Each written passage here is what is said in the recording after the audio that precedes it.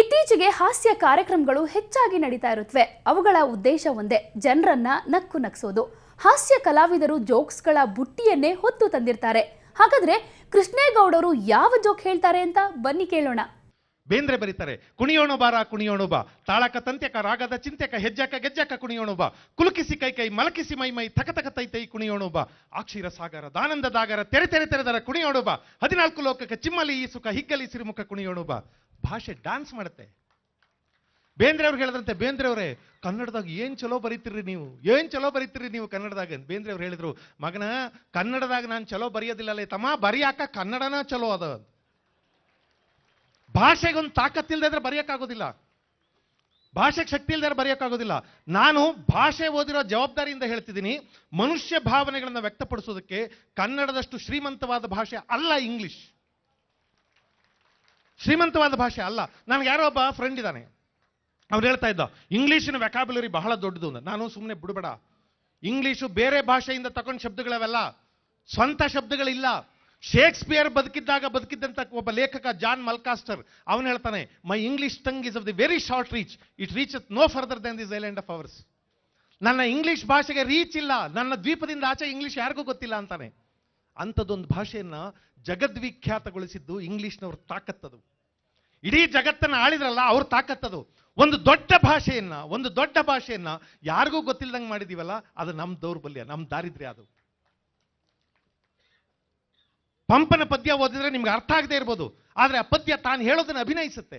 ಕಳದುಶ್ಯಾಸನ ಕೃಷ್ಣಲೋಹಿತ ಜಲಾಶ್ಲಿಷ್ಟಂ ಕುರುಪ್ರೋದ್ಭವ ಪ್ರಳಯಜ್ವಾಲಿ ಸುಯೋಧನವರು ಮಕುಟೋದ್ಘಟ್ಟ ಪ್ರತಿಜ್ಞಾಕ್ಷರವಳಿ ವಿನ್ನಿಸ್ತ ವಿಶಾಲ ನಿಶ್ಚಲ ಶಿಲಾಸ್ತಂಭಂ ಕುರುಕ್ಷೇತ್ರದೊಳು ಪ್ರಳಯೋಗ್ರಾಂತಕಂತ ಗುರುವನ್ನು ಒಳಕೊಂಡಿರ್ದಂ ಬಿಡಿಂಬಾಂತಕಂ.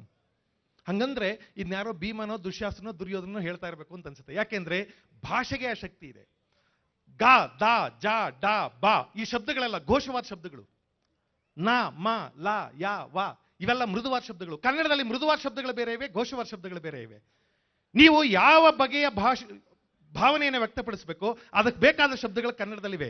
ಜಗತ್ತಿನ ಎಷ್ಟೋ ಭಾಷೆಗಳಿಗೆ ಈ ಪ್ರಿವಿಲೇಜ್ ಇಲ್ಲ.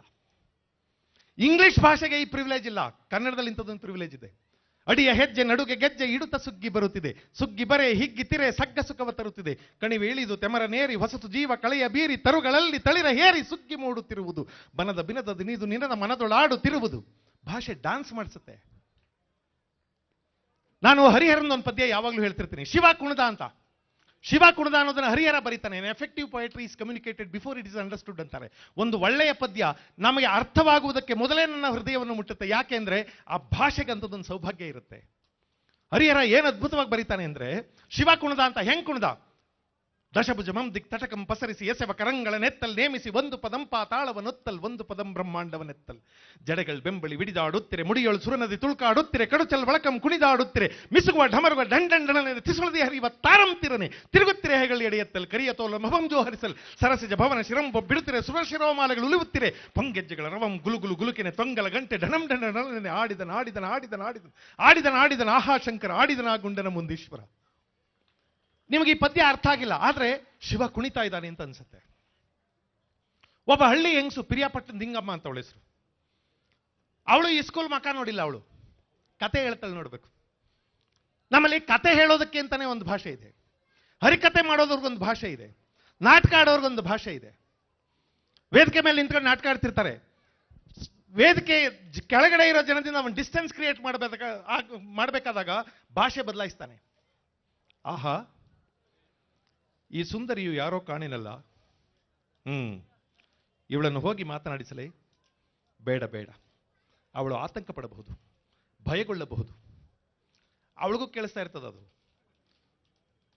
ನನ್ನ ಮಾತನ್ನು ಕೇಳಿಸಿಕೊಂಡರೆ ಅಂತಾನೆ, ಅವಳಿಗೂ ಕೇಳಿಸುತ್ತೆ. ನಾಟಕ ಅವನು ಡಿಸ್ಟೆನ್ಸ್ ಕ್ರಿಯೇಟ್ ಮಾಡುತ್ತೆ. ಇವನು ಮೈಕ್ ಹಾಕೊಂಡು ಮಾತಾಡ್ತಾನೆ, ಅವಳು ಕೇಳಿಸಲ್ವಾ? ಆದ್ರೆ ಅಲ್ಲಿ ನಾವು ನಿಜವಾಗ್ಲೂ ಅನ್ಕೋತಿದೀವಿ ಅವಳು ಕೇಳಿಸ್ತಾ ಇಲ್ಲ, ನಮಗೆ ಮಾತ್ರ ಕೇಳಿಸ್ತಾ ಇದೆ ಅಂತ.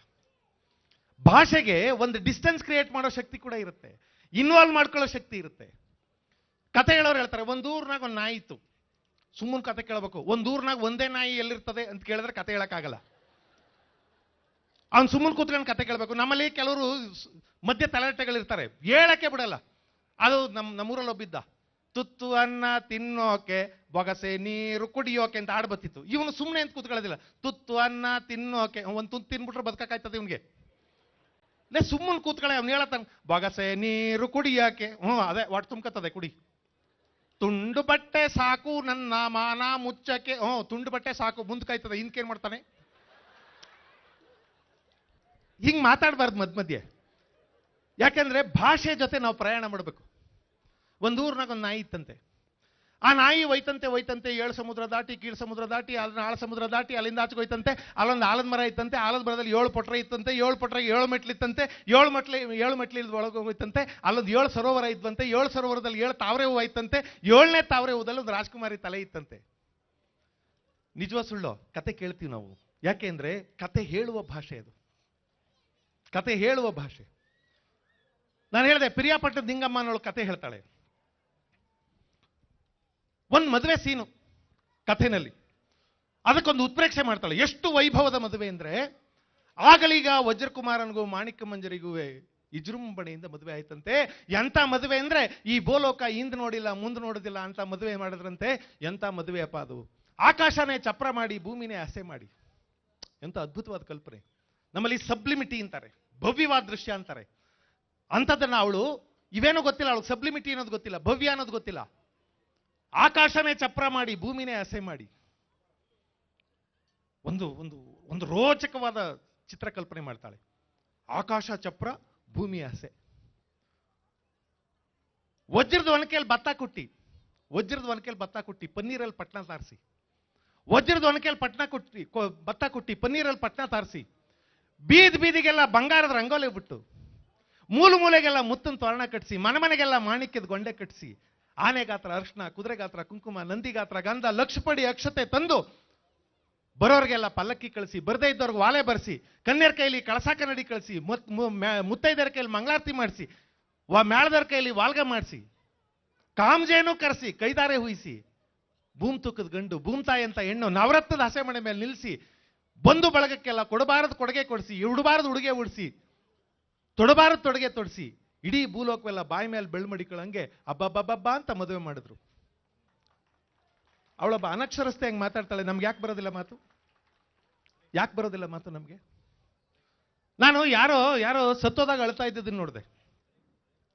ನಮ್ಮಲ್ಲಿ ಸತ್ತಾಗ ಅಳೋದೇ ಕಡಿಮೆ ಆಗ್ಬಿಟ್ಟದ. ಈಗ ಮನುಷ್ಯನಿಗೆ ಭಾವಗಳೇ ಪ್ರಚೋದನೆಗೊಳ್ಳೋದಿಲ್ಲ. ನಾನೊಂದು ತಕರಾರು ಎತ್ತಿದ್ದೆ. ಹೆಣ್ಮಕ್ಳು ಮದುವೆ ಮಾಡ್ಕೊಂಡು ಗಂಡನ ಮನೆಗೆ ಹೋಯ್ತಾರಲ್ಲ, ಆವಾಗಲೂ ಅಳೋದು ಬಿಟ್ಬಿಟ್ಟವೆ. ಅಳ್ತಾನೆ ಇಲ್ಲ, ಬಾಯಿ ಅನ್ಬಿಟ್ಟು ಹೊಟ್ಟಿತಾರೆ. ನಮ್ಮ ನೆಂಟರ ಮನೇಲಿ ಒಂದು ಮದುವೆ ಆಯ್ತಾಯ್ತು. ನಮ್ಮ ಮಕ್ಕಳು ಬುದ್ಧಿವಂತರಾಗೋ ತಪ್ಪಲ್ಲ, ಆದ್ರೆ ಭಾವಕೋಶ ಏನಾಗಬೇಕು? ಹೃದಯ ಬೆಳೆಯೋದು ಬೇಡವಾ? ಬರೀ ಬುದ್ಧಿ ಬೆಳೆದ್ಬಿಟ್ರೆ ಸಾಕ? ಮದುವೆ ಆಗ್ತಾ ಇದೆ, ಅವರಮ್ಮ ಕೈಧಾರೆ ಹುಯ್ಯುವಾಗ ಈಗ ಅಳ್ತಾಳೆ ಮಗಳು ಅಂತ ಮಗ ನೋಡ್ತಾಳೆ, ಅಳ್ತಾನೆ ಇಲ್ಲ. ಹುಡುಗನ ಕಡೆ ಕಣ್ಣಲ್ಲಿ ಮಾತಾಡ್ತಾಳೆ ಅವಳು. ಕಳ್ಸವಾಗ ಅಳ್ತಾಳೆ ಗ್ಯಾರಂಟಿ ಅನ್ಕೊಂಡು ಕಾಯ್ತಿದ್ರು. ಕಳ್ಸವಾಗ ಹುಡುಗನ ಕಾರ್ ಬಂತು, ಈ ಹುಡುಗಿ ಹೋಗಲ್ಲಿ ಕೂತ್ಕೊಂಡ್ಲು. ಆ ಹುಡುಗಿ ಕೈ ಎತ್ತಿ ಅವ್ರ ಮನೆಗೆ ಕೊಡ್ತಾರೆ. ಎಂತ ಭಾವುಕವಾದ ಸನ್ನಿವೇಶ. ನನಗೆ ಯಾರ್ದೋ ಮನೆ ಹೆಣ್ಮಕ್ಳು ಯಾರ ಮನೆಗೆ ಹೋದ್ರೂ ಅಳು ಬರ್ತದೆ. ಕೈ ಎತ್ತಿ, ಇನ್ಮೇಲೆ ನಮ್ಮ ಮಗಳಲ್ಲ ನಿಮ್ಮ ಮಗಳು, ನಿಮ್ಮ ಮನೆ ದೀಪ ಹಚ್ಕೋಬೇಕು, ನಿಮಗೆ ಕೊಡ್ತಾ ಇದ್ದೀವಿ. ಏನೋ ಒಂದು ಉಪ್ಪು ಸಪ್ಪೆ ಆಯ್ತದೆ, ಏನೋ ಒಂದು ನ್ಯಾಯ ಅನ್ಯಾಯ ಆಯ್ತದೆ, ಏನೋ ಒಂದು ಒಳ್ಳೇದು ಕೆಟ್ಟದಾಯ್ತದೆ, ನಿಮ್ಮ ಹೊಟ್ಟೆಲ್ ಹುಟ್ಟದ ಮಗ ಅಂತ ಸಾಕಳಿ ಅಂತ ಕೊಡ್ತಾರೆ. ಬಹಳ ಭಾವುಕವಾದ ಸನ್ನಿವೇಶ ಅದು. ಹಂಗೆ ಕೊಡ್ತಾರೆ. ಈ ಹುಡುಗಿ ಅಲ್ಲೂ ಅಳ್ತಾ ಇಲ್ಲ, ಆಳದ್ದು ಗೂಟ ನಿಂತವಳೆ. ಅವರಮ್ಮ ಈಗ ಅಳ್ತಾಳೆ ನನ್ನ ಮಗಳು ಅಂತ ಕಾಯ್ತಾವಳೆ, ಅಳ್ತಾನೆ ಇಲ್ಲ ಅವಳು. ಸರಿ, ಕಾರ್ ಒಳಗೆ ಕೂತ್ಕೊಂಡ್ಲು. ಕಾರ್ ಕಿಟಕಿ ಒಳಗೆ ತಲೆ ಹಾಕಿ, ಹೋಗಿ ಬರ್ತೀಯ ಮಗಳೇ ಅಂದ್ರು ಇವರಮ್ಮ. ಮಮ್ಮಿ ಬಾಯ್ ಅಂದ್ಲವಳು. ನಾನು ಸತ್ಯ ಹೇಳ್ತಾ ಇದ್ದೀನಿ, ಉತ್ಪ್ರೇಕ್ಷೆ ಮಾಡ್ತಾ ಇಲ್ಲ. ಆ ಅಮ್ಮ ಬಂದು ನನ್ನ ಕೊರಳು ತಪ್ಕೊಂಡು ಅಳಕ್ ಶುರು ಮಾಡಿದ್ರು. 24 ವರ್ಷ ಸಾಕಿದ್ದೀನಿ ಚಾಂಡಾಲಿನ. ಹೋಗೋವಾಗ ಒಂದು ತೊಟ್ಟು ಕಣ್ಣೀರಿರ್ಲಿಲ್ವ ಈಗ ಹಾಳದೊಳಗೆ? ಎಷ್ಟು ರಾತ್ರಿ ಇವಳು ಜ್ವರ ಬಂತು ಅಂತ ರಾತ್ರಿ ಎಲ್ಲ ನಿದ್ಗೆಟ್ಕೊಂಡಿದ್ದೆ. ಸ್ಕೂಲಲ್ಲಿ ನನ್ನ ಮಗ ಬಿಸಿಲಲ್ಲಿ ಮಳೆಯಲ್ಲಿ ನೆಂದು ಬಿಡ್ತದೆ ಅಂತ ಛತ್ರಿ ಇಟ್ಕೊಂಡು ಹೋಗಿ ಕೂತ್ಕೊತಿದ್ದೆ. ಮಧ್ಯಾಹ್ನಕ್ಕೆ ಹೋಗ್ಬಿಟ್ರೆ ಅನ್ನ ಆರೋಗ್ಬಿಡ್ತದೆ ಅಂತ ಮಧ್ಯಾಹ್ನಕ್ಕೆ ಅಡುಗೆ ಮಾಡ್ಕೊಂಡು ತಗೊಂಡೋಗಿ ಕೂತ್ಕೊತಿದ್ದೆ. ಈ ಮಗ ಹೋಮ್ ವರ್ಕ್ ಮಾಡಿದ್ರೆ ಅದು ನಿದ್ಗೆಡ್ತದಲ್ಲ ಅಂತ ಜೊತೆಲಿ ಕೂತ್ಕೊಂತಿದ್ದೆ. ಇದನ್ನೆಲ್ಲ ನೆನೆಸ್ಕೊಂಡು, ಅಮ್ಮ ನೀನು 24 ವರ್ಷ ನನ್ನ ಜೊತೆಗೆ ಇದ್ದೆ, ನಾನು ನಿರಳಾಗಿದ್ದೆ, ನಿನ್ನ ತೊಡೆ ಮೇಲೆ ನಾನು ಮಲಗಿದ್ದೆ, ನಿನ್ನ ಎದೆ ಮೇಲೆ ನಾನು ಮಲಗಿದ್ದೆ, ನಿನ್ನ ಎದೆ ಬಡ್ತಾ ನಾನು ಕೇಳಿಸ್ಕೊಂಡೆ, ನನ್ನ ಎದೆ ಬಡ್ತಾ ನಿನಗೆ ಕೇಳಿಸ್ತಿತ್ತು ತಾಯಿ, ನಿನ್ನ ಮೈ ವಾಸನೆ ನನಗೆ ಗೊತ್ತಿತ್ತು, ನನ್ನ ಮೈ ವಾಸನೆ ನಿನಗೆ ಗೊತ್ತಿತ್ತು. ಇವನ್ನೆಲ್ಲ ನೆನೆಸ್ಕೊಂಡು ಒಂದು ತೊಟ್ಟು ಕಣ್ಣೀರು ಹಾಕಲ್ವಾ ಇವಳು? ಒಂದು ತೊಟ್ಟು ಕಣ್ಣೀರಿರ್ಲಿಲ್ವಾ ಇವಳಿಗೆ? ಹಂಗೆ ಹೊಟ್ಟೋಗ್ಬಿಟ್ಲಲ್ಲ. ನಾನು ಹೇಳಿದೆ, ಅಯ್ಯೋ ಸುಮ್ನಿರಿ, ಅದು ಅಳು ಬರ್ತದೆ ಅವಳಿಗೆ, ನೀವು ಒತ್ತು ಬಿಡ್ತೀರಾ ಅಂತ ಹತ್ತಿಲ್ಲ ಅಷ್ಟೇ. ನಗೆ ಹಬ್ಬ ಕಾರ್ಯಕ್ರಮದಲ್ಲೀಗ ಮತ್ತೊಂದು ಬ್ರೇಕ್.